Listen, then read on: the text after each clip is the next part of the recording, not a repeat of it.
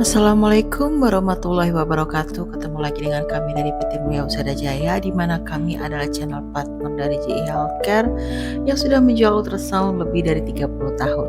Baiklah, customer Jaya di Indonesia masih di sini di channel kita yaitu MHJ Ultrasound. Saya akan memberitahukan bagaimana cara mengisi data new patient pada VScan. Jadi yang pertama, VScan akan secara otomatis merubah atau mengganti data pasien ketika kita bisa merubah presetnya. Jadi misalkan dari abdomen dipindahkan ke objin. Tapi jika ingin memasukkan secara manual, dokter tinggal geser yang sebelah kanan dan dokter masuk ke start new exam. Baiklah, sekian informasi dari kami. Semoga bermanfaat. Ingat USG, ingat MHJ. Tolong bantu kami untuk like, subscribe, dan komen. Wassalamualaikum warahmatullahi wabarakatuh.